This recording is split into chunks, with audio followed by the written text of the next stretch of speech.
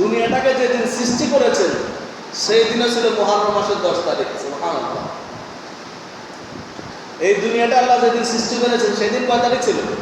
মুহররম মাসের 10 তারিখ। এই দুনিয়াতে সর্বপ্রথম যেদিন বৃষ্টি হয়েছিল আল্লাহর রহমতের বৃষ্টি, সেই দিনও ছিল মুহররম মাসের 10 তারিখ। সুবহানাল্লাহ।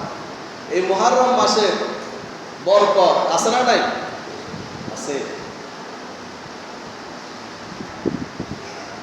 আল্লাহ পাক রব্বুল আলামিন এই মুহররম মাসে অনেকগুলি ঘটনা ঘটিয়েছেন।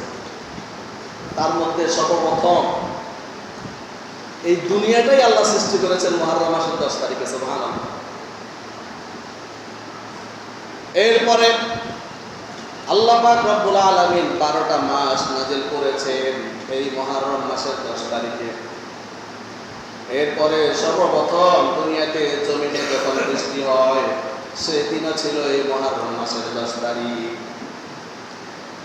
এরপরে হযরত আদম আলাইহিস সালাম জান্নাত থেকে যখন আল্লাহ পাক রব্বুল আলামিন আদম আলাইহিস সালামকে বের করে দিলেন, আদম এবং হাওয়াকে দুজনকে যেদিন আল্লাহ পাক রব্বুল আলামিন ক্ষমা করে দিয়েছেন সেই দিনও ছিল মুহররম মাসের 10 তারিখ। সুবহানাল্লাহ। একদিন, 2 দিন না, 1 মাস, 2 মাস নয়, 1 বছর, 2 বছর নয়, দীর্ঘ 350 বছর আদম আলাইহিস সালাম আল্লাহর কাছে কান্নাকাটি করেছে। সুবহানাল্লাহ। কতদিন? 350 বছর আল্লাহর কাছে কান্নাকাটি করছে। আল্লাহর হুকুম অমান্য করার কারণে আল্লাহ পাক রব্বুল আলামিন আদম আলাইহিস সালামকে জান্নাত থেকে বের করে দিয়েছে। দুনিয়াতে আসার পরে একদিন, 2 দিন নয়, 350 বছর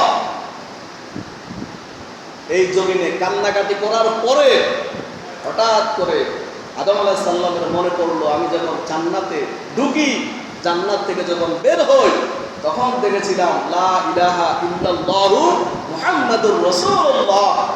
আল্লাহ আপনাকে তো আমি চিনি, লা ইলাহা ইল্লাল্লাহ, আপনি ছাড়া কোনো কি নাই, মাবুদ নাই, কিন্তু মুহাম্মাদুর রাসূলুল্লাহ সাল্লাল্লাহু আলাইহি সাল্লাম যে নামটা আপনার সংযোগ, আপনার সাথে সংযোগ, ওই নামের উসিলা আপনি আর মাকে মাফ করে দিন।